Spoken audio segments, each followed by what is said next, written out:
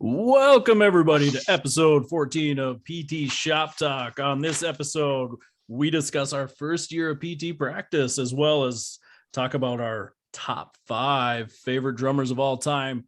With me today is Nick, bass drum, kick some, make you want to get some doling, as well as Jeremy, hi-hat, Van Klompenberg. Welcome, gentlemen. Welcome, Case. I made yours more aggressive, Nick. I felt like you're more aggressive. You just wait till we get to that list, boy. Yeah, it's nothing but hi-hat. I'm going to feel real dumb by giving Jeremy that nickname. Yeah. Real quick to the rest of the world, in honor of Taylor Hawkins, RIP, boy. Sad deal. For those not listening relatively live, that's hence the tribute today. So, yeah, that was a bum deal. Woke up, found that out. You know, I'm Foo Fighters are probably one of my favorite current bands, so it was kind of a bum deal. I've seen him live. I thought he was a very important part of that band, so I don't know what they're going to do going forwards. Yeah, and he's been just a staple since I felt like forever, but I looked it up. Not that he joined him on the second album in '97, but still a long haul to be there. 25 years, and he looks super healthy. I mean, he always came across as like a really healthy guy. So I think they call that heroin chic, Nick. I don't know if that's healthy. I don't think he had heroin chic. You got to go back to like drummer for Guns N' Roses. Was that Stadler? Steven Adler. Must not be on your list, huh? Adler, you're right. Got to keep it. Oh, Jeremy knows. These are previews. Fun fact. No, I was. I played a little percussion back in my day. This list could be good. Now you can make fun of mine from an educated standpoint. That's nice. No, it's not going to be educated. Did you have to learn how to play piano before they let you play drums? We were supposed to. I didn't last very long with that. About that. Yeah, because technically piano is a percussion instrument. Yes, correct. Yep. Yeah, so is the cowbell. Right? On the piano note, my son Connor has learned. He picked it up on YouTube. He's been taking piano lessons for about the last year, and on YouTube he picked up the main theme to Interstellar, and is just nailing it right now, giving me little goosebumps. So big shout out to my boy C. Do you freestyle over it? Does he? No, because there's no words. I just weep. Oh, okay, that's like powerful too. Like Hans Zimmer probably did. Any books falling off bookshelves, anything like that? No, I haven't entered the wormhole yet. The black hole, or wherever we're at. That was an episode earlier, Jeremy. I don't think you were part of us yet. No.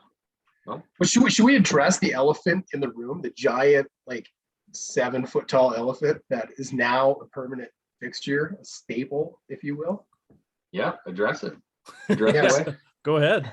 So we felt like there was enough positive energy, and I'm sure all of our listeners felt the same. And following last week's podcast, we extended a permanent invitation spot to Jeremy to make this our trio, if you will. The rush of podcasts now. So, yeah, Pod of Thunder hashtag. But now I have to re-record our opening, which is frustrating. So Jeremy, you're gonna have to do that. I don't want to do it again. So. So that's on you. Also, we're gonna have to change our picture. There's a lot of things that went into this. I'm gonna get onto that. I'm gonna look in, and I know you're looking on the logo stuff, but I was already thinking I'm gonna do something with some updated stills and stuff. I will send you a new mock-up as well of the logo. So exciting. But now I have to draw Jeremy on there. It's weird. Okay. He takes up a lot of space. You're gonna like just a really tall stick figure with like the head cut off. Right, well, I'd probably just keep the same logo and just put you in the background. It's easier. I'm sorry. It's all good. All good. Nickname him Lurch. You've had to have heard that hurtful. One, right? You rang. I can be. What was the main Adam? Gomez. Yes. I'll do You're Harry. You're Harry. Yeah, so a cousin it. Is that what I'll go ahead? Me. I didn't even make a noise. I don't think so. That was more of a beaker thing. I think you're right. I think you had it right the first time. Okay, he does do that. Okay, I couldn't remember. It's been a long time. Yeah, so had a course this weekend. That was a blast. That was fun. How was it? It's good. We had a good mix of students. So when we offer courses, any students that are with CIs can take the course. So actually, one of the students had been with one of my employees, so I knew her kind of. So it was fun to see her again. Asked her about not taking a job with us, so that was good. And we had some therapists that had 20 years of experience, so it was all over the board. It was fun. Yeah, cool. we do it all on Zoom, so it's nice. So we do breakout rooms about every 20-30 minutes. So yeah, I was going to ask how interactive you're able to keep it. Yeah, so it's really interactive because we just randomize it. So it just plugs two people in a room. And so they go back and forth and work on the metaphors, and they kind of talk through like difficult patients and how they think they'd address it. And then Brady and I are able to go in and out of the rooms as we want. Yep. So I pop into a room and say, how's it going? You're struggling with any part of the story, or does not, this doesn't resonate with me. Well, here's another story that I'd maybe use in this patient, or they'll come and say, yeah, I have a patient that didn't respond well to this. What would you? So they get a lot of one-on-one time with us too, which is cool. Because a lot of times when you meet as groups, they don't, you get back into your group after breaking out. Anybody have any questions? And everybody goes, I just want to eat lunch. And you move on. So, we don't do any hands-on stuff in this course, so it's perfect for Zoom. Yeah, it does lend itself well, I thought. Yeah, in some ways, I wish we could almost just do it like half afternoon, half evening, like 2 days in a week. I think we'd get more people. Yeah, I can see what you're saying. Yeah, rather than a full day, 2 to 6 twice a week or something. Yeah. Then you wouldn't have to give your weekend up, and I don't know. Yeah, nobody wants to do that though, bro. A lot of options. PTs are suckers. We've like committed to working on weekends for our CEUs. It's garbage. I mean, it's kind of just normal. I mean, I've kind of just accepted it over the years. That's the problem, Nick. Yeah. It's time to fight back. Fight the power. You gotta fight back. When the physicians do CEUs, they take the week off. Oh, I gotta see. They usually go to like Atlantis in the Bahamas. Say Atlantis. We need a conference now. So I don't know why we get suckered. Even our big conferences are on the weekends. So when you say we got suckered, almost as like Chris Rock got sucker slapped. You're working this better. Yeah, okay, baby. Yeah, the slap heard around the world. I heard you got a hot take. You said, right? Oh, I don't have it. I don't know if I have a hot take. Jeremy have a hot take. Who had the hot take on? I just it was interesting. I don't watch the Oscars. I don't watch award shows. I have zero interest in them. But I'm on my phone, right, and Twitter pops up. The whatever's trending, and it's like, whoa! And I pulled it up. Obviously, I thought it was staged right away. But then you go 15 minutes later and people are like, yeah, not staged. And then you watch the video. For me, not so much the slap, but him cursing afterwards. This is a guy that like I grew up thinking like this is the only man that raps and doesn't swear. Right. Squeaky clean. And he's out here in front of, I don't know, 1,000 people dropping F burgers left and right. I'm like, that's the problem. The slap I can forgive. As a man who's been slapped by another man, it puts a person in their place. I will say that. It's my hot take on that. There's almost, I don't know if there's anything more demoralizing, right? Because it's saying you're not, you know what, I'm not worried about you enough to punch you and make sure you're out. It's like, I'm going to keep you conscious for this. Well, and I think the slap is like, the slap freezes you too. Like if you've been slapped, you're like, I don't know how to process the situation. Where like if somebody punches you, it's pretty quick to just, okay, it's going down and it's a fight. Yeah, the slap, that just puts you in your place. Like, okay. It's total meme now too. I haven't seen anybody put it together with like the Rick James, Dave Chappelle skits. Like total missed opportunity. Maybe it's too obvious. Yeah, a bad opportunity. It'll probably come around. Yeah, give people time. Yeah, I've seen a whole lot of memes though. Have faith in humanity, Nick. Yeah, the Batman Robin one, that's always solid. That's just a classic slap to begin with. Guess I got my take is maybe it is a hot take because I don't really care. I don't care one way or the other about it. I think it's just something. It's polarizing for it's people. Staged. I'm not. Why is it polarizing? I just don't. Because some people are like, hit, you got to defend your woman, and any force necessary is fine. And then other people are like, no matter what, you don't use force. So well, I don't know if I agree with that take. I just think like the way I explained it, Michelle was like all into it too, because like it was everywhere yesterday. And I said, you know, at one hand, I totally respect like comedians, especially we were talking about comedians are just last week we were saying the funny's going away. They're trying to keep the free speech thing going. So I'm totally respectful of that. You know, I think Chris Rock has every right to crack jokes. Everybody should be fair game at that place, you know? Yeah, it's almost like a mini roast when you go to those things. I mean, yeah, I mean, it was nothing compared to like what Ricky Gervais used to do. He was like, people loved it. But then at the same time, I also don't totally condemn a guy if I know the marriage thing with like Will and Jade is all messed up too, anyways, and it's all open. But at the same time, if that's the woman you love, and you know, somebody says something that hits them hard, they're not feeling it. You know, I respect his, you know, desire to go up and kind of, I don't know, defend her a little bit. But so ultimately, I just don't care. Yeah, I don't know. I guess he could have just handled it better. The curse, like I said, the cursing that would have worked had I been on stage saying something and Will Smith told me to keep something out of my effing mouth. I'd be like, oh, okay, that's point taken. All right, Jeremy, what's your take? What do you think? Yeah, you know, none of it really bothers me. I mean, you'd hope he's got a little thicker skin. I would agree when you're like, man, that's fair game, especially with like Jade is pretty open on her different talk shows that she goes on too. So it's not like they're like, you know, trying to keep any secret. yeah. So see, I'm totally in the dark on that stuff. I've been so I really learned about all that basically yesterday. What's the show? Red Table or something like that? Where basically they just go and just air their laundry. And yeah, it's all dirty. So yeah, dirty laundry. It's the best kind. I guess different from the norm. But yeah, you'd hope he's got a little thicker skin, but I don't know. I get that you're human, and we were talking last week too. I'm probably a little bit more of the jealous type, so I'd probably if slap the ass out of somebody. With me, I might slap. Okay. Yeah. You're the guy that was on the other end of the slap that would hit me. Okay. That's fair. No, just out here trying to make a dollar. I probably wouldn't. I don't think I'd be the guy either that here's me just dodging questions again. I don't think I'd be the guy that says no fours, but I don't know. I'd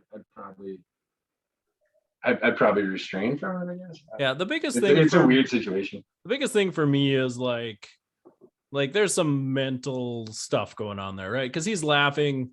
10 seconds later, he's rushing up on stage, slapping a dude. Like, this dude is processing some stuff, obviously, and not in a healthy way. That's more of my big concern there. Like, to have that short of a fuse, and you know, it's not like Chris Rock was bagging on him. I mean, there was other people making fun of her through the night, you know, so maybe it was building a little bit, but yeah, I guess I didn't watch any of it, so yeah, again, I don't care. Yeah, it's probably more upsetting to me the fact that we give actors that big of a stage in our lives.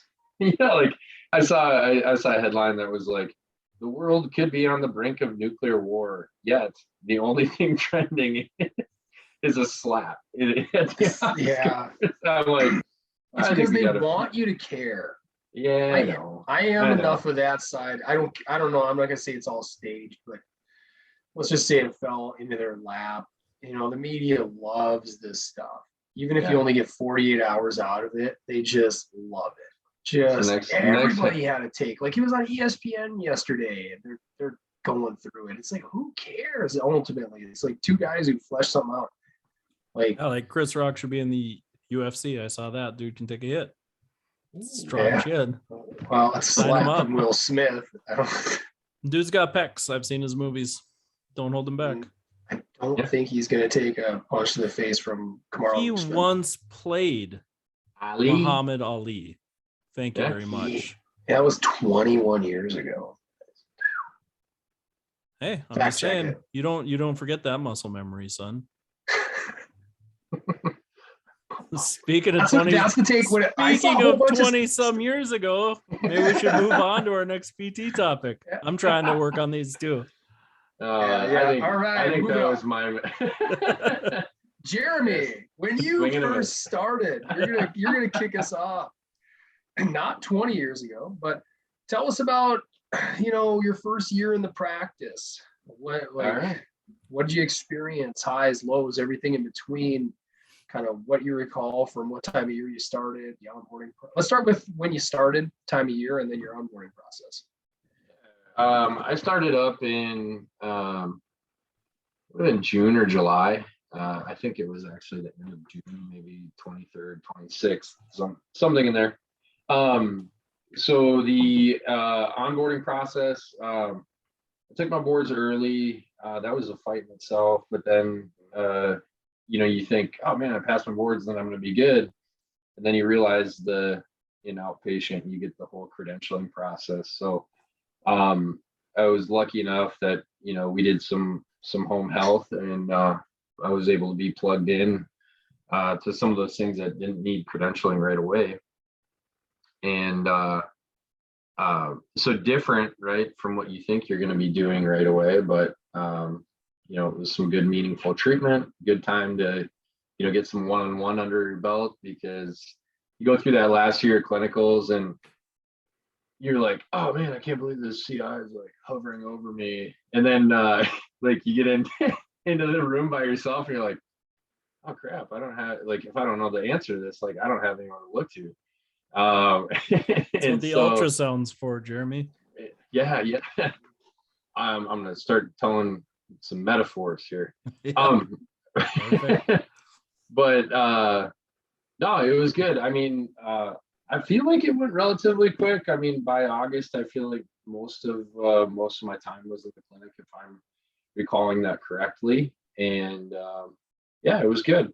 I think I went through the whole Dunning-Kruger effect, where again, you get out of school and you're like, I've got this. I'm so smart, and I'm a doctor of physical therapy, and I'm gonna heal the world. And these other clinicians are lazy, and I'm gonna fix everything. And then you practice for a little while, and you're like, oh my God, I don't know anything. Like, but in your defense, some of us were lazy. Did I even graduate? Did I even graduate? So you went from anti-imposter syndrome to imposter syndrome. Yeah, correct. So, and I know we're gonna segue into a little bit of talking about CEUs, but it was later that year, that fall actually, I started the orthopedic residency with DIM, and honestly, that helped a ton.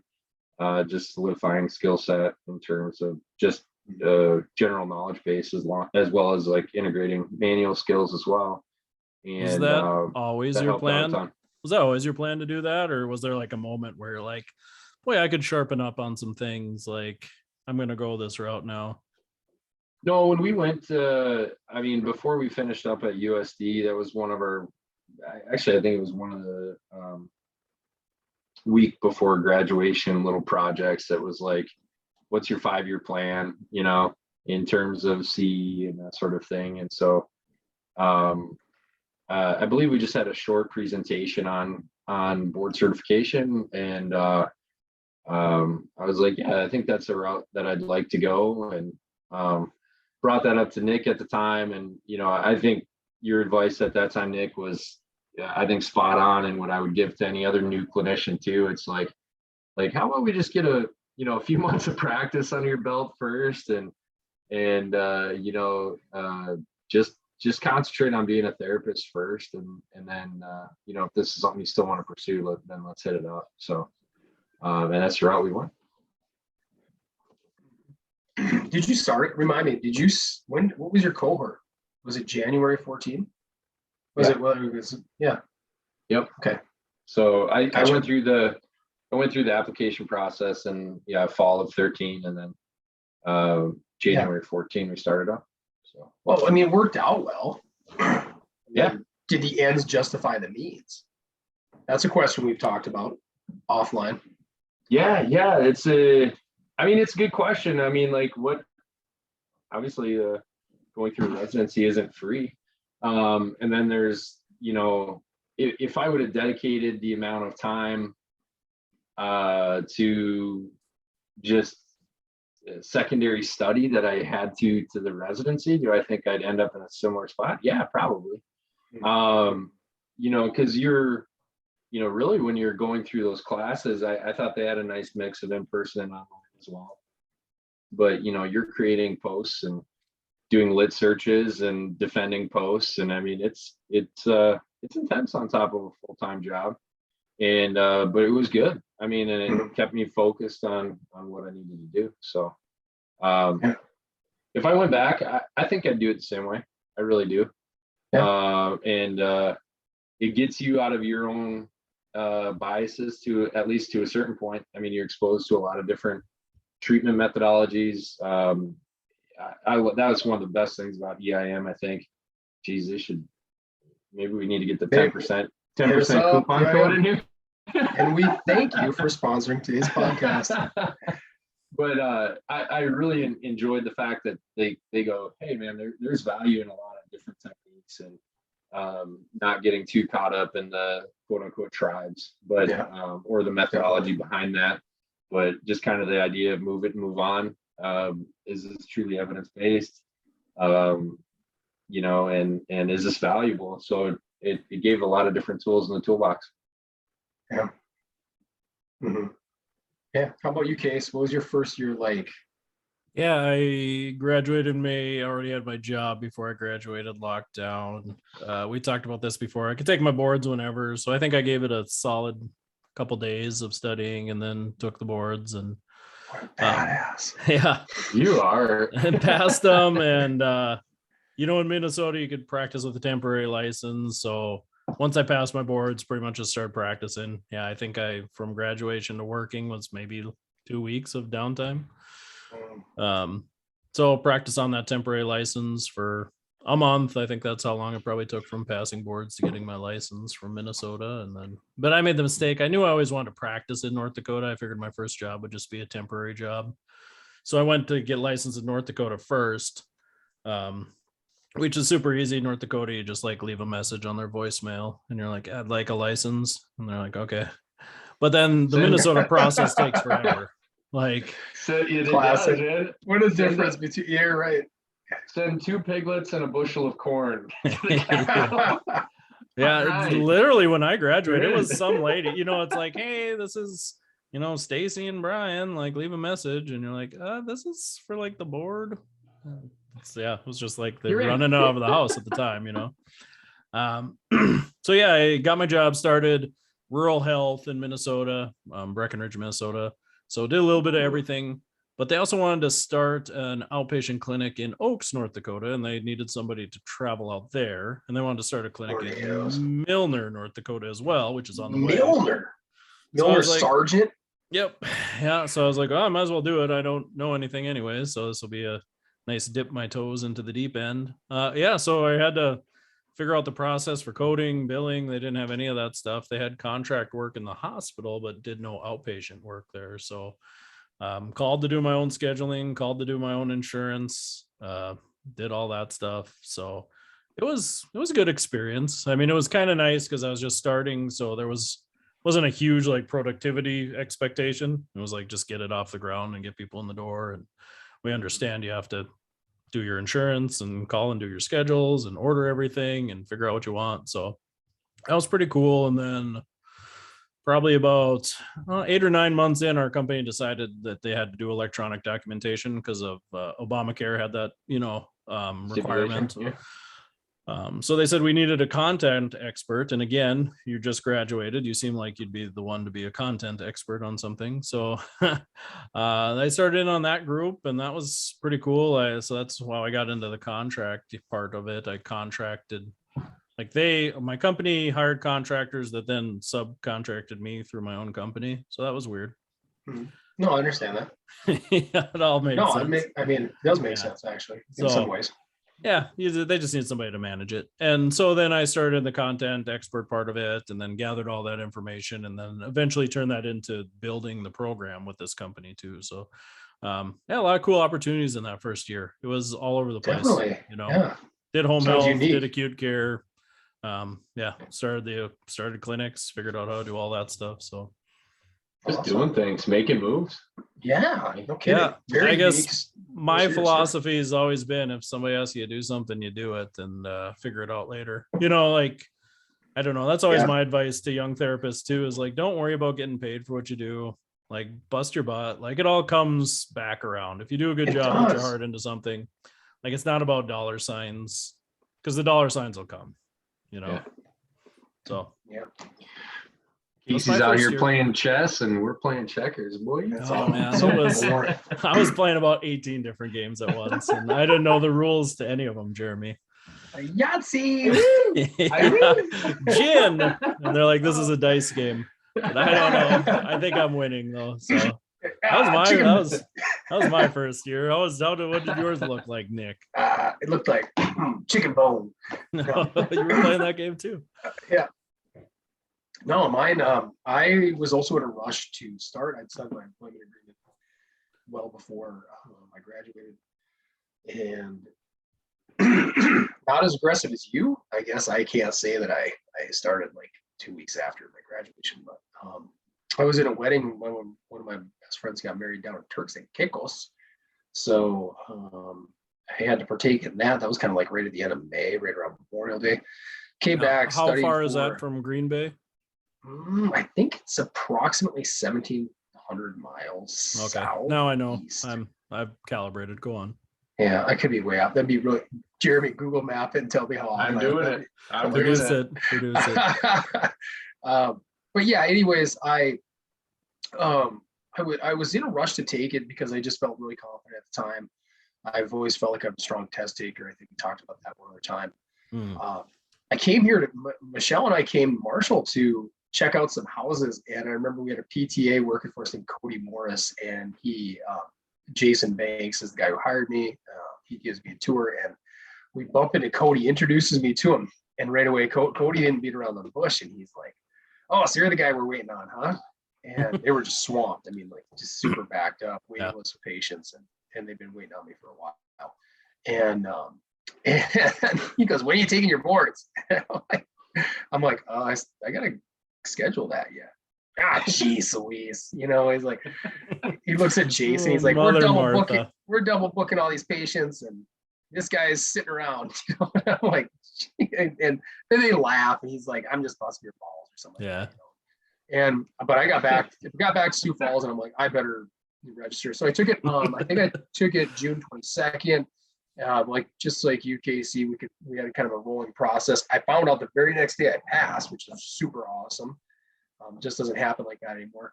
Started work the very next day, June 24th, which was a Wednesday, first whole day in Ortonville. And I'll kind of wrap this up because I remember I came back day 2, spent that in Marshall, doing some kind of clinic mentoring and stuff like that. Did a little bit of patient care, but credentialing obviously was an issue in private practice. So then I'm going back Friday, and I had to go back up to our corporate office to do my home health and long-term care training. And Wade Vandover, our CEO, pulls me aside. He pulls me out of this meeting and tells me that we're about to contract with Vera Marshall Regional Medical Center. We don't have a deal in place. So this is where the subcontracting thing kind of goes, you know, like I'm saying. And he's basically like, "I know you're supposed to be in the clinic, but we need somebody to help out. We don't have your credentialing. So I hope you're good covered over there for, you know, a couple months." Because they got this basically they had a therapist at the time who was like right at the edge of her start of maternity, right at the end of her pregnancy. And thankfully I did. I had like 1 day to shadow with her, and then she went into labor that night, and then I took over a caseload like the very next day. That must have been a stressful day for her. I'm guessing, yeah. And it wasn't a great, I mean, it was a different experience because I was there just as we were starting to manage it right towards the end of my time over there. Definitely seen as the face of change every day, you know, physical person in the building, like, oh God, this guy's not one of us. He's a big cell therapies guy. Yeah. So a little awkward, but just like you said, you know, I wasn't really presented like a question to me either. Yeah. I think What this are you was gonna Wade's, do? Wade's You're approach. gonna be there, And so And I hope didn't you're think okay anything with of that. it.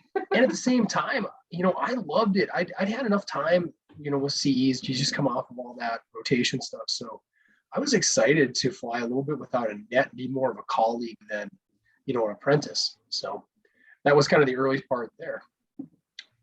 Now I think we're moving on to CEUs, right?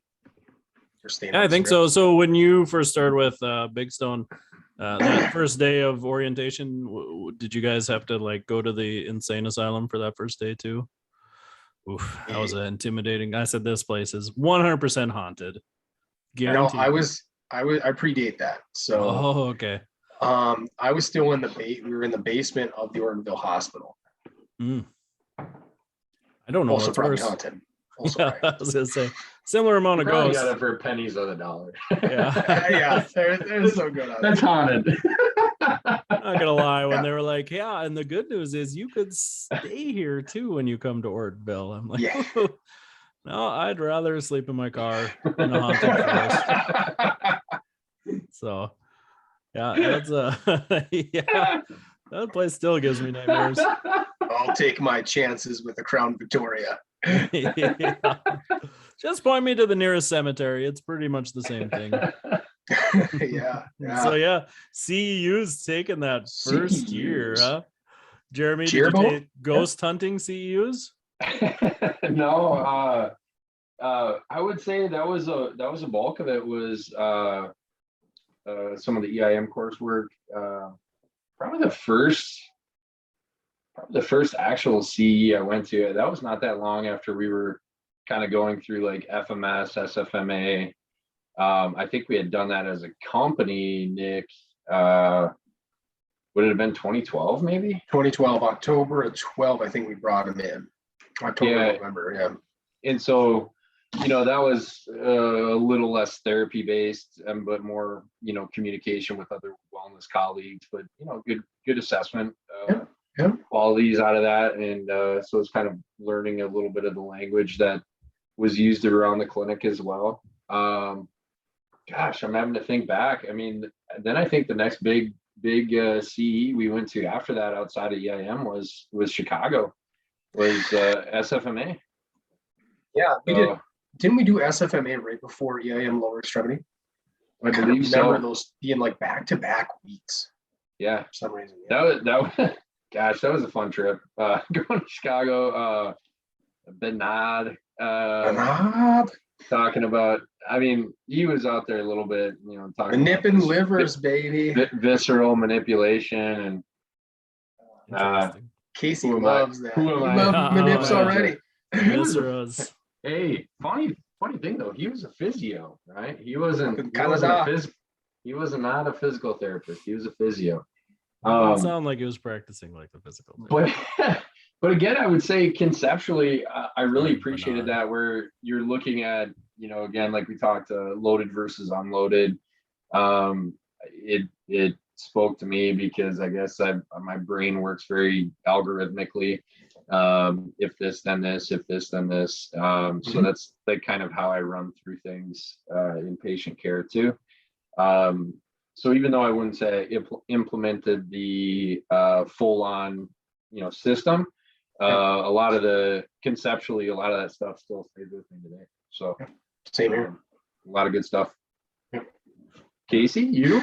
Yeah. Case. You probably were busy building clinics. You didn't have time for CE. Well, they also needed a wound care guy, so I had to take a course on how to do wound vac. So that was probably my first CEU, which was cool. I loved wound vacs. Wound care was kind of interesting deal. A lot of burning stuff with silver nitrate, cutting stuff off. It was fun. Yeah. I enjoyed that. Wound care always gives me like my favorite story. I like to tell students. Nastiest wound, tell it now. Yeah, well, we can cover it on nightmare patients, but we had a wound vac patient that I was not the main therapist, but it was like the first one we had, so I was like helping another guy, and ended up we didn't know like what we were looking at. Like it was a stomach wound. It's like what's fascia, what's guts. Turned out it was guts because they ended up coming back with the wound vac full of poop because it created a dehisce through the Vacuum? Jeremy, intestine. how are you holding up? Because I mean, you don't even like scary movies, let alone the real deal. Oh man, you know that's okay. I've got. I'll let Casey continue. I've got a nasty wound story. Yeah, so that one was gross. But that really wasn't mine. Probably the worst one I had was I had a patient's toe fall off on me. That was gross. Because you like don't actually fell off. like slid off the bone. I shouldn't be laughing. I'm sorry. This is Like it's like another level. That is Don't- another level. don't feel too bad because like he was going, well, feel bad for him. He was going to get his like foot amputated, but like he was not a sanitary person. So the surgeon was like, hey, can you do a whirlpool on him and like clean as much of the dead Oh my stuff off there? God, stop. So when we get him into the OR, it's at least as clean as we can make it. So I throw him 20 minutes in the low boy or whatever, and I'm like, all right, go ahead Oh and God. kick your foot out, like you can lay back down until surgery. So when he pulled his foot out, he nicked the edge of the low boy and his toe came off. And he was like, whoa, did I hit something? I was like, no, you're fine. I took that little mushy grape and I just put it back on that little bone nub that was sitting off. I was All like, right, Casey, good enough. Casey, Yeah. apologize to our listeners right now. Anybody who This ate is recent, if you ate in the last therapy. like 30 minutes. You're gonna have to put a disclaimer on the intro to this one. Yeah. So, anyways, I mean, that stuff happens. I mean, it was all necrotic tissue. It was going to fall off. And I don't know. He didn't feel it. He couldn't feel anything. So it was gross, but in the scheme of things, no harm, no foul. Yeah, Really. you expedited the process for sure. Yeah, I was doing my own amputation. Oh. So yeah, that was the grossest one just because you don't expect that, I guess. Right. So, yeah, other CEU I had was cervical thoracic manipulation through AIM. That was great. John Childs taught it. That's nice. Yeah. John Childs. Yep. I think you mentioned that Yep. before. Yeah. So one of my celebrity PT guys. So it was cool to have a class from him because I don't know if he does much anymore in the way of teaching courses. I think he runs physical therapy is what he does now. So yeah. Well, he just lifted the mood a little bit after that. yeah, that was a great course. Yeah. You asked the question.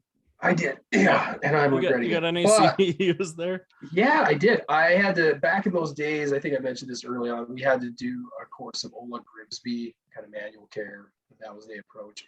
So before I could do anything else, I did Ola Grimsby like 1 and 2. Like 1 is just kind of like theory of histology and tissues and healing processes, stages. And Ola Grimsby 2 was all spine. It was like a 3-day course, pretty long, pretty lengthy, in depth. And then I also did in that first year, if I'm going like 12-month cycle, I squeezed in a Brian Mulligan course, which was a lot of fun, really entertaining one. Also learned a lot, came back, utilized the book and all the taping processes and still use it every now and again. I still do some snags, still do some MWMs, and like a lot of those processes and philosophies. Yeah, we still teach that. We teach it to the students in musculoskeletal. I think there's some value in getting people moving more comfortably by adding a mobilization with movement or a snag. I mean, I love the fact that you're actively engaging the patient or they're in control of it. I think that's a good piece of it. So it's super easy to give as exercises too, which is nice. Yeah. So back then, I mean, the Ola Grimsby stuff was nowhere near as robust as we have for internal CE offerings now. I mean, I think we were doing that in strain counter strain, and that was about all we were doing internally at the time. Mm. So that was it. Yeah. Jeremy, oh boy. Do you want to talk about a mentor? Or do you want to tell about your worst wound story? Where do you want to take this? You got about 3. I can sidebar quick. Worst wound I saw. Was Nicole Samuels doing any adjunct work for UST when you were there, Dolan? No. So she was in Northwest Iowa and wound care specialist. Still is, I think. And I think he's on. Incidentally, Jeremy, she's on the Briarcliff board. So nice. Yeah, she was at Hague. It's no big deal. And, it's no big deal. I mean, she spent her whole day doing wound care. I mean, people would travel for miles and miles to go see her. So we did like a 1-day clinical with her. And there was a guy that had no feeling in his legs, right? And he had stepped on a nail and had a nail like basically through his heel. Yeah. I believe it was for a few weeks before he knew it was there.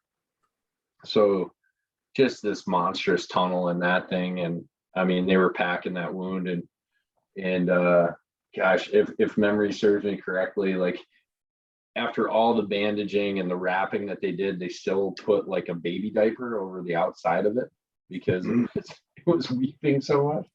I was like, I came away from that day and I was like, wow, I can appreciate what you're doing, to an immense degree, but that's not for me. So that's my that was a tough one to see. I mean, we're talking. I mean, like you could have stuck a golf. That was crazy. I mean, I gotta share mine now, right? You guys yeah, it's only fair. Mine's such a wimpy one, and I'm not even gonna. I mean, it just stays out of my mind. Comparing but scars. I mean, it was nasty appearance. The dude had been a motorcycle rider and was riding with shorts and kind of sustained a wipeout and his leg went underneath, so he had some abrasions on like the lateral side of his leg, which we were working on, and then in the medial compartment, the muffler landed on and burned down to like the muscle tissue, the fascia, the gastroc. So that was a very intriguing one. A lot of, everything you guys talked about there, some more world cold agreements, some silvazine, some wrap, and away we went. So burns were the worst. Burns were the worst. Any other wounds, but burns were bad. They were in so much pain. I do have a tougher stomach that I'm faking out right now. I do kind of miss that line of work, honestly. I think it's very meaningful. Yeah, I had one patient that I was way past my wrist in her stomach. That was crazy too, just hacking under. Like she was big.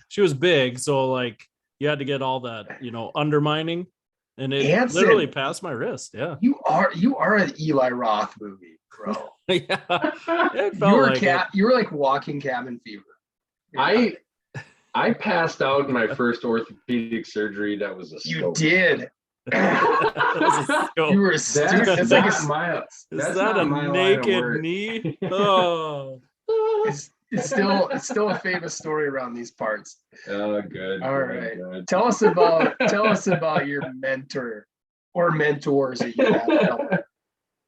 I'm gonna go puke. It's okay. Jeremy just went and puked like 30 seconds ago. So. No, man. Obviously, Nick, you were one of my mentors, especially right away early on. Coming in. I mean, obviously, you were a CI of mine, and then until you wised up, and you're like, good God. Yeah, some people are just lazy therapists. But you know what? I talk about it too. That it was like, obviously, it made a lot of sense because in terms of, I guess, treatment methodology, like I think our minds work a lot in the same way. So that was just easy to bounce back ideas off of each other. And, but I would still say, I mean, I think just the makeup of our clinic in general, when I first started, helped me out a ton. Where even though there were some different thought processes in terms of tribes and things like that, where you would like, and I hope I told these people that enough, where you look around and you can pick up things from, even if you don't agree with everything, it's kind of when you're a young therapist, like the beg, borrow, and steal, like just, I tell our new therapists that all the time, like keep your antennas up in the gym. Like even when you're in a common treatment area, like obviously you want to be engaged and focused on your patient, but like observe how other people are responding to other things too. And it can be good and bad. There's just so much you can suck up from that kind of a fly on the wall type of experience. Just a little, again, not necessarily the whole treatment methodology, but little stretches or different exercises that I'd seen that I go, yeah, maybe there's some value here. And I think that it can help even without necessarily saying anything. I think it can help strengthen your team too, where when somebody's like, oh yeah, they're using, something that I just used. And then you hope that can lead to other conversations, just kind of the old raising tides raises all boats, where you can kind of grow together. And when you have therapists that, have been practicing as long as you've been alive, you'd go like, I think there's some some things that I can learn from this person, even if I don't agree with everything. So there was probably a time where hot packs and cold packs and E-stim made a ton of sense. But I give credit anybody who's been in those boats, they had to evolve it though, right? To be where they're at eventually, and that's pretty cool. Yeah. Casey. Yeah, big mentor my first year was Google. Checked out a whole lot of stuff. I mean, I was on an island half the time, you know. Milner and Oaks, I was by myself. So I mean, I'm not even too in Oaks, huh? Nobody was in Oaks. Tough. Yeah, just me. So I'm not proud to say I looked the crap out of stuff. I mean, I wasn't gonna just practice on my patients without some sort of guidance. So the internet was huge. You know, when they hired me on, they hired one of my classmates on, and then they had hired a kid from the year before at UND the previous year as well. So there was 3 of us that were within 2 years out. So I mean, again, we weren't great mentors, but like Jeremy said, we figured stuff out, and it was rural health, so we had time and we had a lot of flexibility. So literally we would come in on each other's sessions sometimes and try to spitball back as we're like trying to figure out harder patients. It was almost like grand rounds. We do it sometimes, like, hey, I'm struggling with this patient, you got an opening? Yeah, like, come on in, and we'd shoot some ideas, we tried some things with them. So that was cool.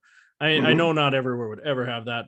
Like, I would find a hard time to find that for my staff now, but like, it was just a cool opportunity. And same with in the hospital, like, man, let's chat about this and switch off and on patients. And so that was cool. We had one older therapist, but I mean, she was nice, but definitely hot pack, cold pack, ultrasound, Ionto.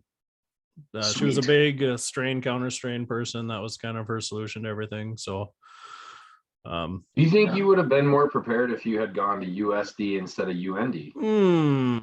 Probably. My sources say yes. I don't know. Hey, really quick though, we talked about this last week. So on that note, perfect segue, maybe not a perfect segue, but segue it in. I'm curious to see how this brings you to your top 5 drums. No, I'm wondering what year did you graduate from USC? What was like your UND? Graduate?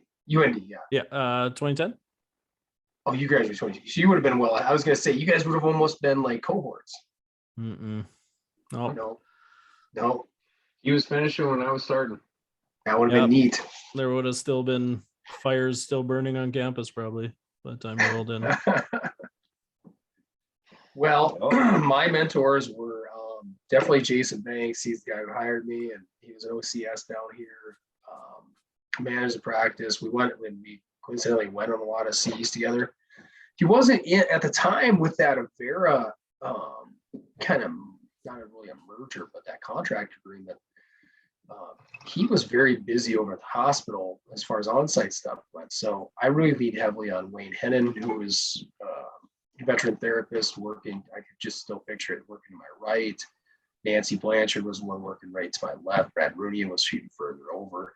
And Nancy and Brad were both kind of veering, at the time they were veering more into postural restoration. So I was kind of interested in learning more about that. But maybe not going as in depth as they were on that approach, but just understanding it a little bit more. Whereas Wayne was more Stanley Paris trained with manual therapy, had a lot of tools in his bag of tricks on that. But just treatment philosophies, I really leaned on him a lot on how to progress patients and when to start incorporating that stuff. So it was a good, valuable think tank. All of them had, I think, probably at least 8 years of experience ahead of me. So just a great opportunity to kind of come in and help out and learn. That was, awesome, really blessed opportunity. It had to be more than 8, man. I'm thinking back, I don't want to age anybody too much. But yeah, I think 8 to 10. Didn't you graduate in 10 too? No, I graduated 09. 9? Okay. We were so close. So you guys were cohort. We could have been. We could have been cohorts. Yeah. Come on down. It could have been. I could have been back-to-back students of the year, or whatever you guys call it at USD. Clinician of the year. Whatever. Yeah. Don't besmirch the good name of that award. I won't. Yep. I get it. I get it. I feel like I'm a coyote nowadays. Yeah. You should. Lots to cheer on. But yeah, it was a good opportunity. So yeah, I mean, I think 8. Yeah, I don't know, Jeremy. I'm trying to be friendly and nice on some of the ages. Yeah. Definitely Wayne. I think Wayne would have been out about 15 years. Yeah. Academy at the time. Yeah. But yeah, a lot of good opportunity there, and yeah, life was pretty good, pretty cool. Yeah. It's a fun first year. Feels like forever ago. Should we save? What do you guys think? It does feel it. Or should we? We've kind of gone on. Should we go to our top 5? Let's move on to top five. Top five. Five. So that's cool. I could clip that. Yeah. 5. All right. Voice of God. Taylor Hawkins, may he rest in peace. Sad news. I found out I dozed off Friday shortly after our podcast cutting, and then woke up about an hour later and checked my phone, and it was all over the news feeds. I saw Foo Fighters. Actually, the first thing that came up was Foo Fighters post on it, and I'm like, what? Kind of like, I think I said it out loud. We have tickets to see them in August, so I'm kind of bumming about that. I'm not being selfish like that, but I would have liked to see the whole band. It's its entirety. As a guy who's seen them live, Dave Grohl and him played off of each other very well. They did a lot of back and forth, and they'd switch drums and vocals and things on songs. So yeah. So to keep it in my opinion, I wanted to, we talked about it, and we, anybody who listened to last week's episode, we had an hour and 33 plus minutes of top 5. That might have been a week long. It was hopefully people were interested in cinema and breaking down expectations. They're dumber about cinema now anyways, I guess, if nothing else. So I took it, especially since I'm the one knocking Darren Aronofsky and Richard Kelly. They're like, you Joe Schmo. But I went through, and we all approach it too, and I'll let you guys kind of let Casey kick it off here. Maybe said or Jeremy. No, Casey. Don't matter. Yeah. Casey's gonna kick it off. Jeremy I like to go first. Yep. And then we'll just kind of get through it. No honorable mentions anymore, listeners. We're just keeping it. We're keeping it down and dirty. You gotta be good enough to down and dirty. Like 5. Most of these drummers on my list, they're keeping it tight now.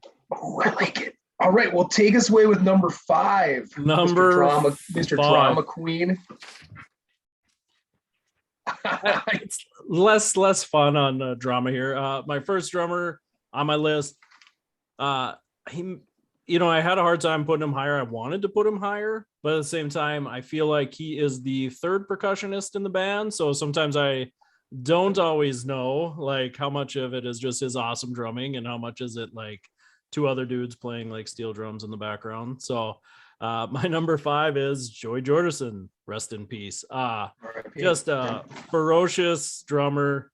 Some of those songs are just intense. Sulfur, People Equal Shit. I mean, that's just constant music. Dude was awesome. Songs like Wait and Bleed, he was able to switch it up pretty quick. He was really the basis of that sound of that band. They have an awesome drummer, replaced him. Max Weinstein's son. Really? Jay Weinstein. Yep. He's their new drummer now. So I mean, he's awesome too. Nothing to take away from him. But Joey Jordison wrote a lot of their early stuff with them too. I mean, he was just a big part of that band. So he was even more than a drummer. So, like I said, sometimes it's just a wall of music with Slipknot though. So you don't pick him up quite as much. But every Slipknot song though, you kind of know the drums to it. So man, my number 5. Yeah, Psychosocial, great example too. All right, Jeremy, number 5. My number 5 is Questlove from the that's a good one. So I had to somehow get my what do you say, hip hop, R&B, kind of neo funk type stuff. Man, he's just got a good vibe to him. Is your list going to be all dad grooves? Is that what it is? Probably. Okay. Just curious. I assume Nick was all hair metal, so I'm excited. It probably will be. We don't know yet. You don't know yet. Nick assured me it would not all be hair metal. Ricky Rocket, Poison.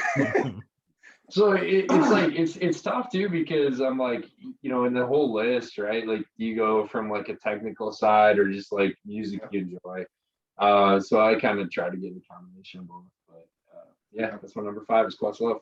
Yeah. I tell Casey before this, I tried to keep mine just emotionally charged, like my favorite ones, not trying to, like I have no jazz on here. I know there's a lot of influential jazz drummers and blues drummers, but I'm kicking it off Dave Grohl right away from his time primarily in Nirvana. He obviously spent some time in Queens of the Stone Age. I'm going to rattle off a couple songs: Breed, In Bloom, Scentless Apprentice.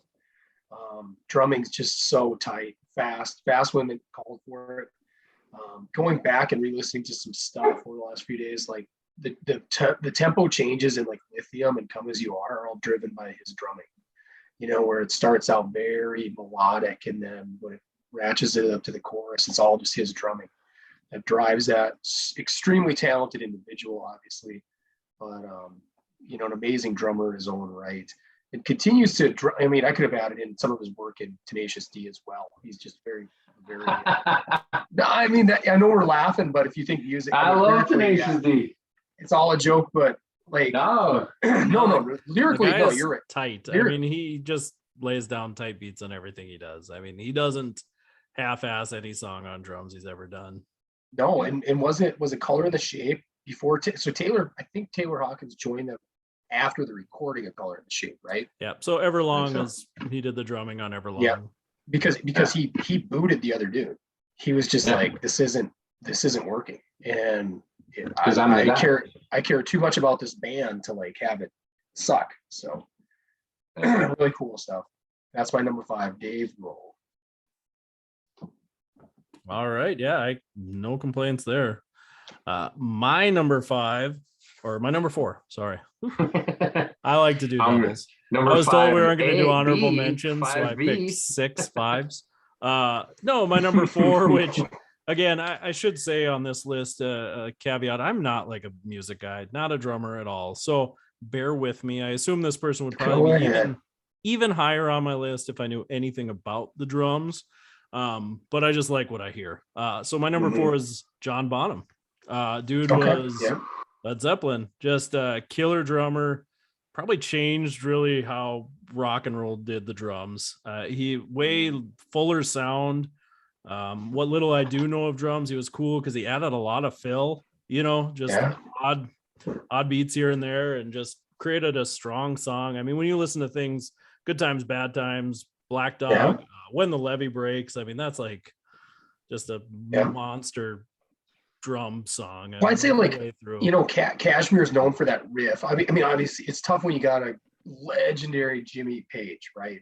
Yeah, and I was thinking too, that's probably why he's not higher on my list, is because he's in a band where literally every single person in the band is one of the best people in the world at what they were doing. Yeah. I'm telling you, like in a lot of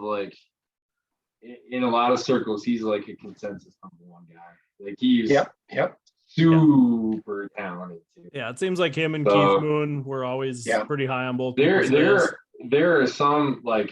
are some videos you can watch where like dude just straight up just rips like a 15-minute drum solo, and it's just crazy technical and insane. I mean, like, he's good. He's real good. He just created a full sound at a time when drums was just keeping time, So, I mean, he just changed how the whole thing was done. Like I said, Keith Moon on the other end, he brought the ferocity that probably wasn't there before, but John Bonham just brought the technical skill and how to fill a song completely with sound. Yeah, crazy. Yeah, good call. So number 4. I can't for my number 4. I don't know that I could add anything that you didn't make, but it was Dave Grohl. So I've got a feeling there's going to be a little bit of overlap in these lists. And like you said, like, whether you come at it from a technical sound or where you were when the music came out. I mean, obviously that matters up there. Yeah. So there's always obviously going to be that emotional connection or whatever the song is or the band too. So Dave Grohl, my number 4. There's one note I didn't look at when I was talking about him too. like I also wrote down on MTV Unplugged in New York when they did Lake of Fire and On a Plane. Ooh, Like, yeah. his drums kind of drive that. And the acoustic session is so rad. It's just like it's so good to go back, and it just shows again the eclectic nature of his abilities. You know. Yeah, and he had to pick up Lake a of lot Fire of is funny. Kurt Cobain's difficulties on that Unplugged session Yeah, too. I mean, yeah. I mean, he's always going off key, and Yep. you know, he off was making script, a I ton say. of mistakes, and yeah, Yep. Dave Grohl made that thing sound awesome. Still one of my favorite Unpluggeds. Oh, so fantastic. Good call, Jeremy. My number 4 is probably the most, if you go through my list, well, I guess I'm not too diverse here, but I'm going with Chad Smith from Red Hot Chili Peppers. I like that. Key songs here, Give It Away. I mean, Give It Away, I mean, it's so driven by the drums, probably out of all of them. But, you know, the tempo with Suck My Kiss, newer versions like Dark Necessities, We Turn Red, Goodbye Angels, Rain Dance Maggie. I mean, all those they're such a legendary band. He plays off of Flea so well. That's what I noticed too when I thought about him more. You know, in my opinion, Such a good vibe. Flea might be my favorite bassist of all time. Probably a top 5. And that that's so yeah. cohesive too. Yeah, They bass make and that. drums. They've been there. It's crazy to think they've been together for like 30 some odd years. You know, and you can hear it. Like they even got new stuff now that just sounds really cool. And hats off to Anthony Keatus. He's still trying something different, you know, with his vocal ranges and sensibilities too. So I mean, they're always trying something different, reinventing themselves a little bit. But I think he's super talented and crazy overlooked just because he looks like Will Ferrell. Agreed. That is holding him back a little bit. Yeah, but they've had some fun with that too. I think it's been really cool. No, but I mean, you talk about like, yeah, we don't have maybe jazz and funk, you know, type drummers on here, but I mean, Chili Peppers, man, they made that rock and roll. I mean, they blended it better than anybody I can think of, and I mean, he's a big part of that, if not the biggest part of that. So yeah, I totally, like when I went back and re-listened to like, I'm like, I'm pretty sure I'm going to put Chad Smith on here, and I went back and listened to some of the songs again, and listened to Give It Away, and I'm like, that whole song, that Blood Sugar Sex Magic, that whole album, amazing. It is. It's ridiculous. I'm not a big Chili Peppers guy, but that album, there's not a bad song on there. I do happen to be a Chili's guy, but that, I agree, amazing album. And Give It Away is so driven by his drum, like, you know, and it's so good. So that's my number 4, Chad Smith.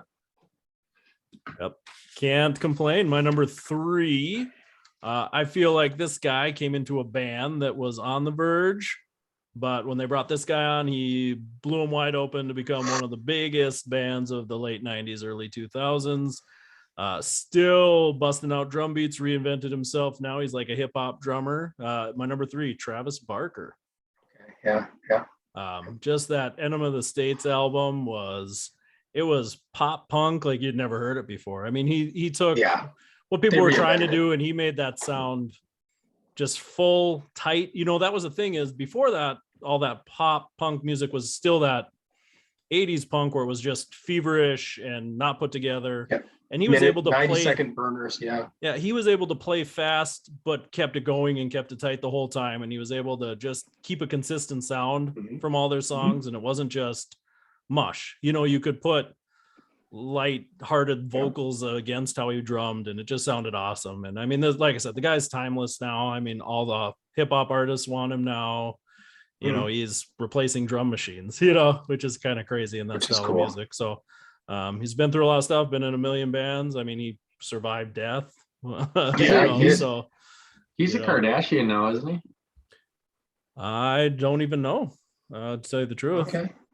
I think he's connected with that family in some way now. He was on, I know he was with somebody famous a while back. I can't remember. Well, he was dating a gal that was Playboy model, porn star for a long time. Wasn't that like his first wife? But anyways, yeah, bangers from him. First Date, I Miss You. You know, I Miss You wasn't his classic banger, but that drums he plays in there makes that song. I mean, that's just that is that song. He didn't join him until Enema of the State, right? Correct. Yep. They fired. So well, Dude Ranch is good, but you're right. It sounds different. It's a very different. Yep. It sounds more, like I said, chaotic, more erratic, more of that classic garage punk sound. And when he came on, I don't know, whatever it was, it seemed to be the missing piece of their formula, because they went on to. I think they all played better after that for some reason. Maybe he just elevated everybody else too, which is another thing. I mean, he's been with a lot of bands and put out some pretty good music. So Adam's song, do do do do do, but that's more bass again. Yeah. But he's still So that's my number 3, Travis Barker. Nice, J-Bone. Man, like I said, like my timing sucks on this. That's also my number 3. Man, some of the stuff I just looked it up. It's Kourtney Kardashian. I thought he had some connection to the Kardashian family. Look at you. So he's probably gonna fall off soon. Jeremy doubles That's what happens to all the athletes, anyways. He survived a plane crash. He can survive her.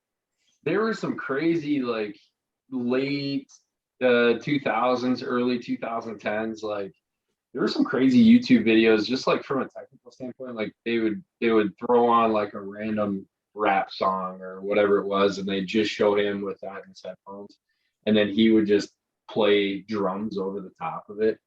And man, he's just crazy talented.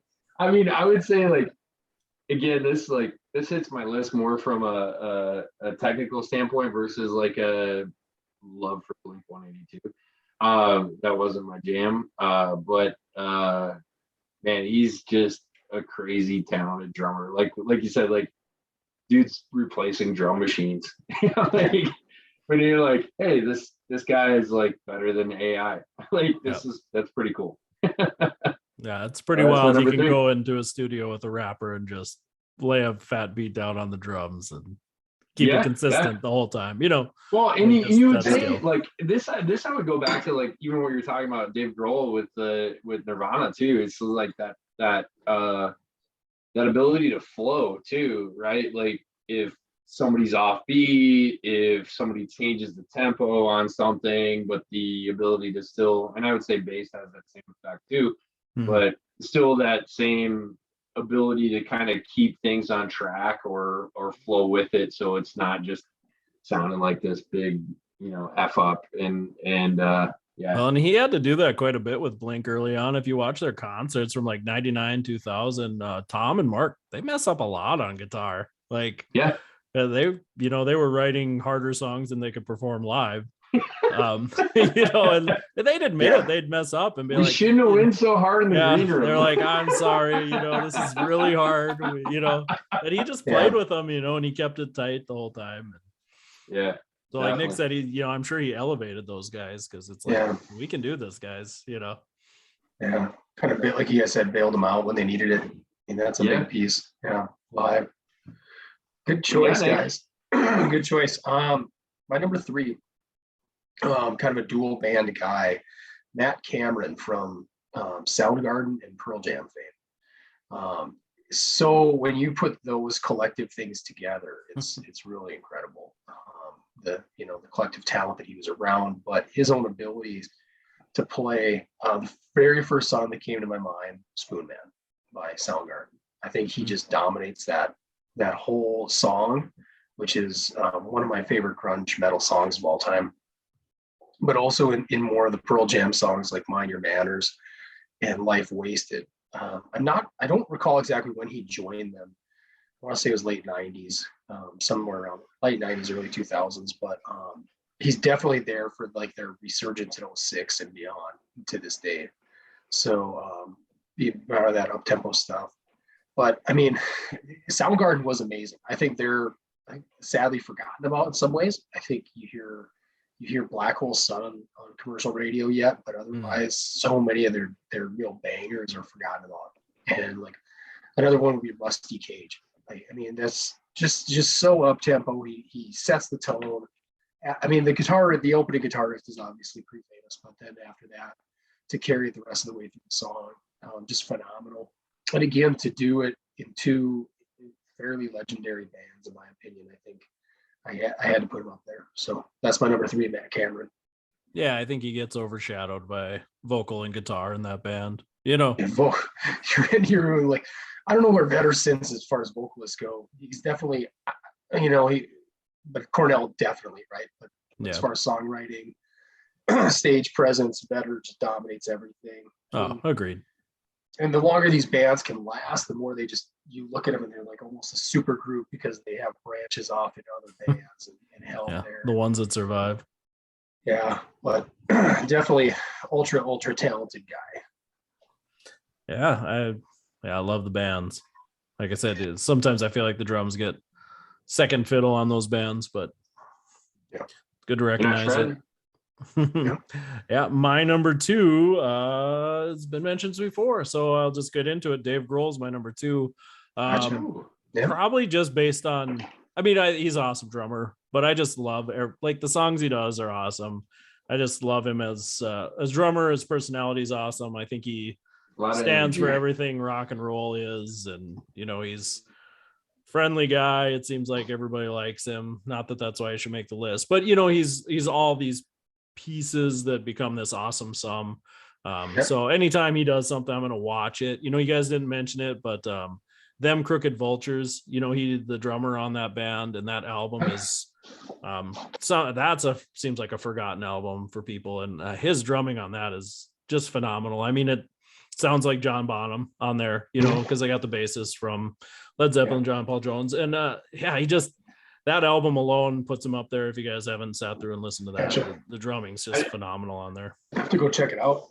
And you make that argument too, where you're like, if he can kind of fill those shoes, and then I mean, I don't know that maybe we mentioned it too, but like his versatility too, to not just be this crazy talented drummer, but like now I'm like the front man for one of the most successful bands of all time. Like that's pretty versatile. Dude's rock and roll for and when they played at was it Wimbledon when Jimmy Page came out and he played the drums and they did those Zeppelin songs, and I believe Taylor Hawkins sang. Yeah, they did those Zeppelins. That was cool. That was like shivers. I mean, that was John Paul Jones, Jimmy Page, and him on drums, and it just sounded awesome. Taylor Hawkins sounded good too. Robert Plant's not easy to emulate. And they could change up genres though. We haven't mentioned that. I mean, their cover last year of the Bee Gees, the DGs. I mean, him and Taylor both changed off on vocals on there, but that's not their wheelhouse, right? But yet it sounds really cool. It kind of fits. They make it work. So not the most technical guy on my list, but I just respect the hell out of him. So he makes my number 2. Yeah, that's great. Awesome. My number 2 has been mentioned too. It was Bonham, man, he's good. He's good. Like I don't know how much. I don't know how many different ways we could say it. But that whole band obviously super talented.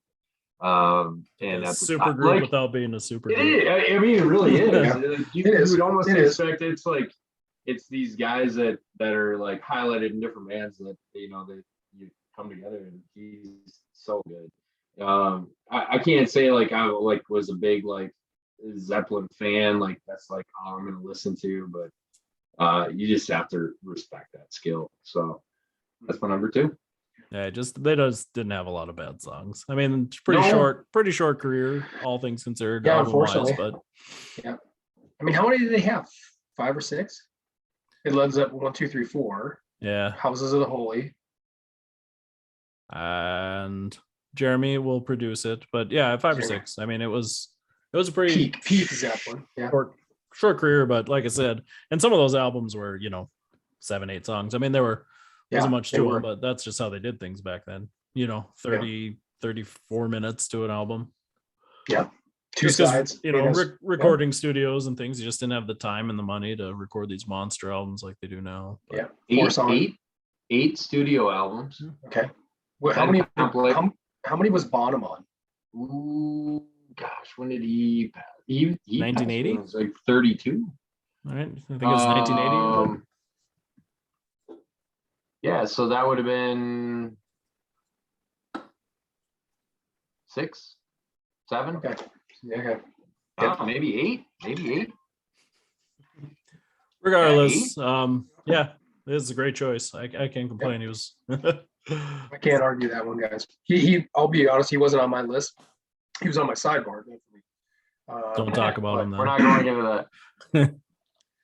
My number two is a guy, if I go back like 15 years ago, I grew up with this music and I didn't know how much I really, really respected him and loved it. But it's Neil Peart from Rush. Now, obviously, he's sadly passed away a couple of years ago, and he's got tons and tons of accolades now. I mean, everybody kind of professes how precise. He's probably the most precise drummer of all time. He's up there. But yeah. Another super powerful trio. I mean, you can say what you want about Geddy's voice, I suppose, but Alex Lifeson's an amazing guitarist too. And for that time period, from like the mid 70s into the mid 1980s, just a truly remarkable body of work. Everything from like the Moving Pictures album, Permanent Waves. I mean, he's really, really fantastic. Again, I grew up, that was the music of like any blue collar job you grew up with in like Harrington. It's just classic rock. And I had a buddy whose dad was a big fan of Rush as well. Had some cassette tapes that, he would just be playing in the house when we'd be over. And, so it just permeates into your being.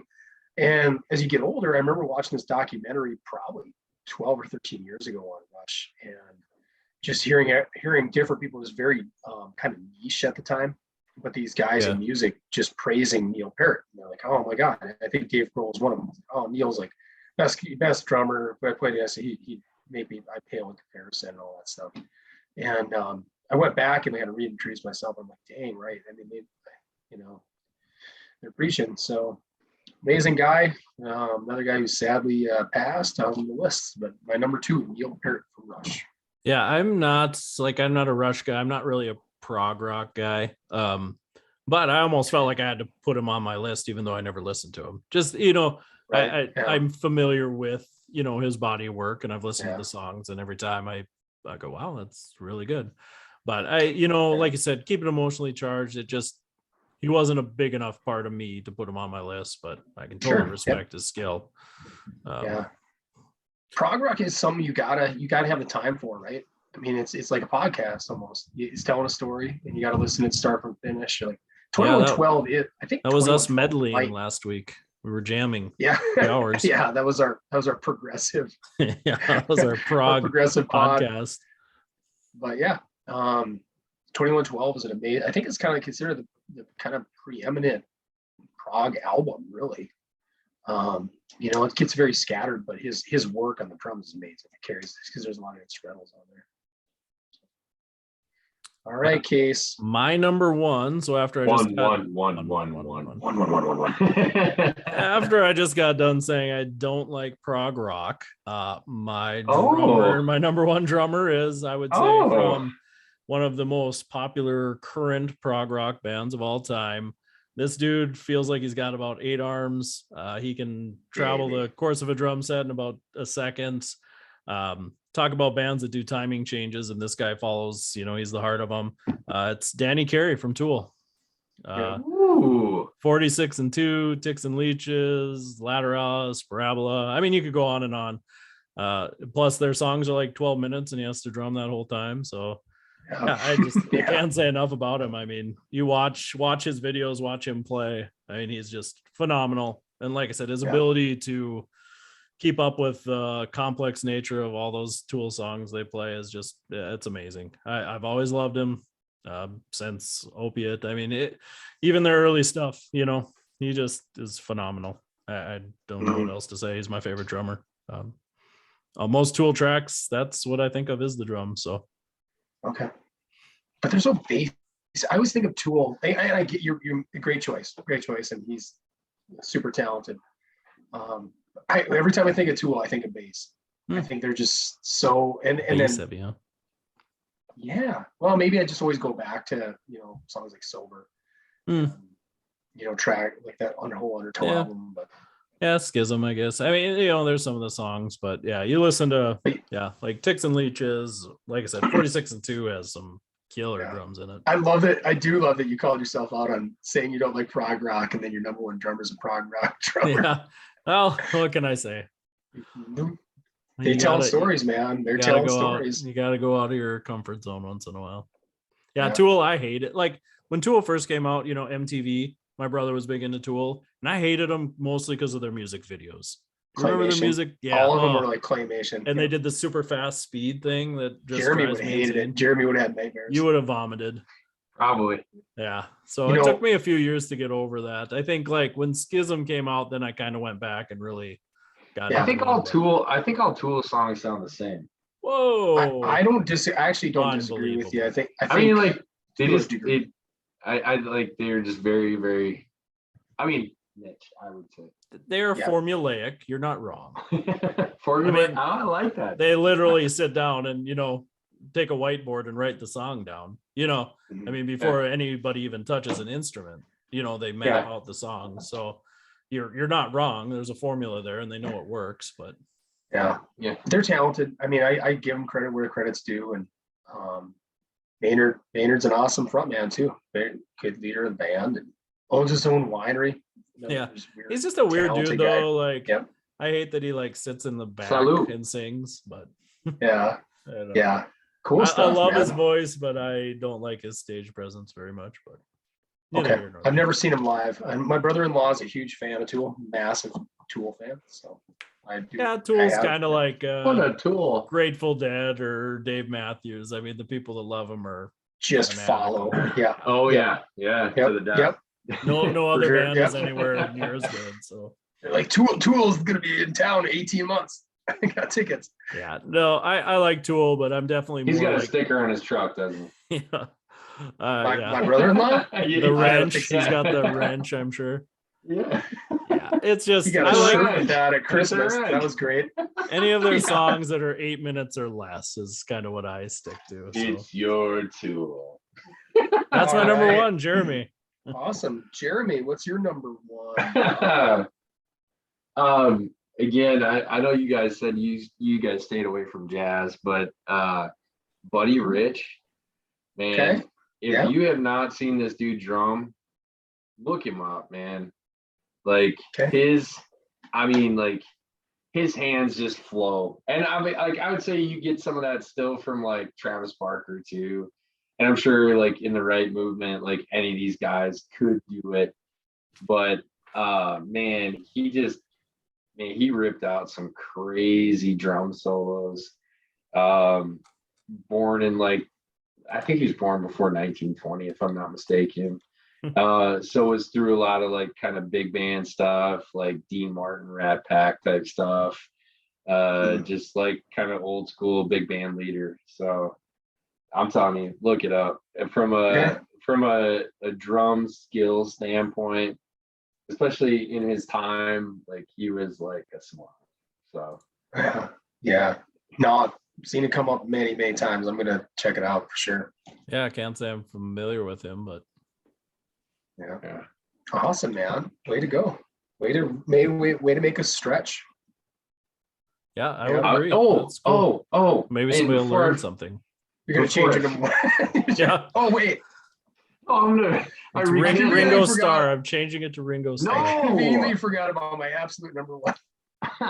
Those were all honorable mentions. Surprise. Here's my actual top. You guys to know. Okay. 1,826 miles from Turks and Caicos to Green Bay. You're not far off. I was not. Yeah. You were within a tank of gas. Man, a prize. Yep. Give me a Miami, give me a boat. I had to get that out there. 1824. 1826. But 26. All right. Dolan, number one. All right, my number one.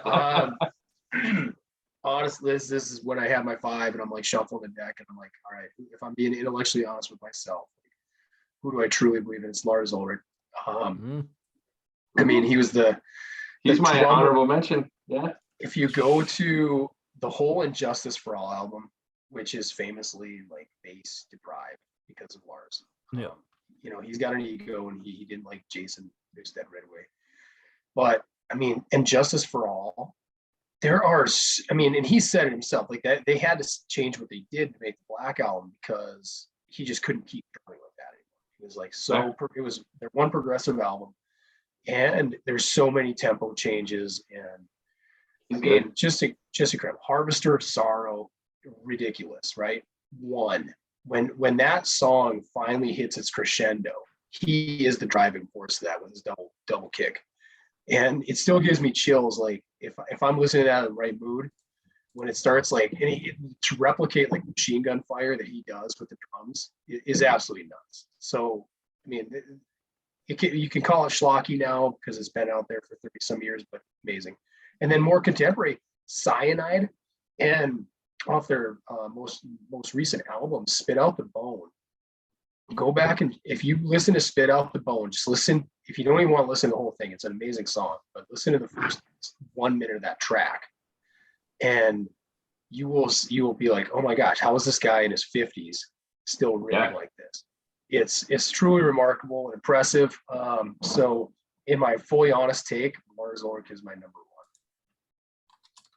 Yeah, I thought about he definitely made my short list as well. I think there was just as time's gone on, I felt like his drumming is, like you said, he just feels like he can't keep up to it. And I mean, there's songs he can't even play live anymore. But there was other stuff around him too. It soured me on him a little bit. The whole Napster thing always ruined it for me. Yeah, I've came back around on that. I mean, as a man trying to make his money, I get it, but I went through a real anti-Metallica phase for about 3 or 4 years there because of the Napster deal. Well, I just think, and every time they came on the news, or every time they were on some interview show, I didn't think they helped their cause. I think You guys never heard of LimeWire? I don't think they were fans of that. We're talking Napster. You didn't need Napster? Get LimeWire. Yeah, that's where I got all my viruses from LimeWire. I had, yeah. Yeah. So, that's he's right. He is right up there, man. So good. He's so good. I think I'm gonna see if I can play this snippet. This is just, I want to see if this works on the pod. God. Oh, he's gonna sue you. This is gonna get me kicked off of He's gonna sue you. You're gonna hate Metallica again. They sue us.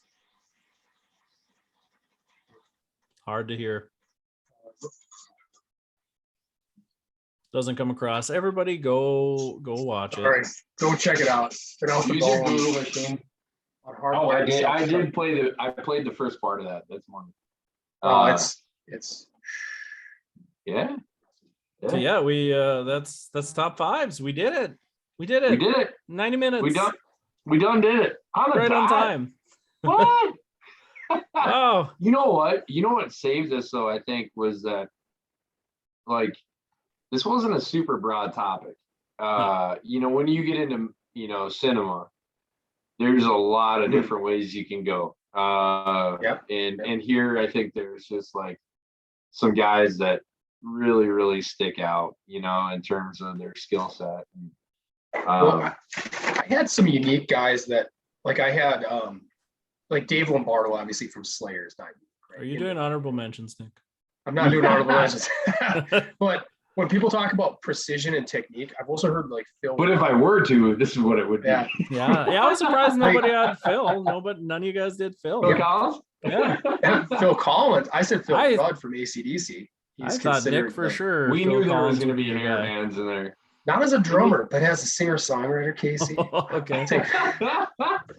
And you weren't a Tommy guy drumming upside down? I thought you would have loved that. He's in my honorable. He's in my HMs, but we're not supposed to talk about that. Well, we finished in time. We have extra kept it now. Tight. Yeah, I mean, this is like the after takes. Yeah, do we give everybody another 90 minutes of jabbing? Yeah. Now you can stop watching if you want to know what the official episode was like. No, there was some good drummers on there. I had Terry Bozio. I don't know if you guys are familiar with him. He's a dude who's got like the world's biggest drum set. He used to drum for like Frank Zappa. He's phenomenal.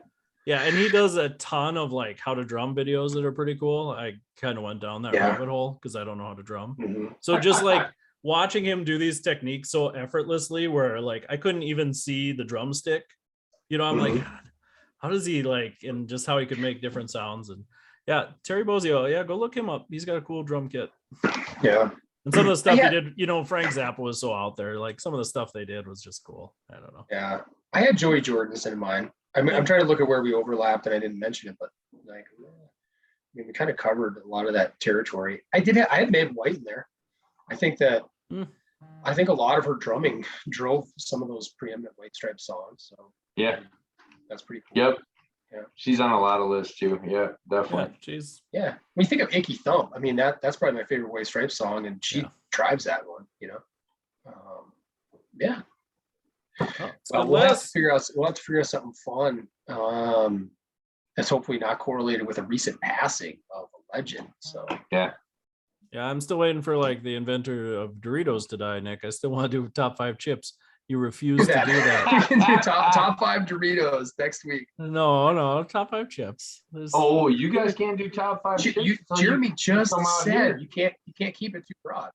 I mean, unless you come out to Montague, Michigan, and get some La Fiestas. What? You're not about to have this chip talk. Where do y'all sit on Takis? Because the kids love the Takis. kids I've never are tried into Takis. Takis. I don't know. They're okay, I guess. They Well, remind you me can back do when the- Doritos used to have like the roll-ups. You guys remember like those Yeah, Dorito yeah, roll-ups? yeah. Similar. Casey, are you a hot chip guy? Spicy? No, I don't hate them, but I'm not gonna do like a ghost pepper chip or anything. I Oh, want okay. Those are good. I want a chip My I wife's can trying eat in quantity. I've got the death chip, and I opened the box, and my wife was like, "You're not doing that. We have a baby on the way." You're not gonna die from a tortilla chip. It's a tough way to go for sure. I think we could do. I have Jeremy. I also have mine in the cabinet in the pantry. Do I need to get one? Do we need to do a podcast? It's nasty. My buddy Mike came here like a month ago, and he puts me to shame on spicy stuff. He could just pound it. And I had 2 of them in there, and Mike went. He did one? Like, well, we were gonna try, and we broke it off into like probably like a third of the chip, right? Yeah. So he popped that in his mouth, and I had another third like waiting for me, and I was just watching him. Big mistake, because I chickened out.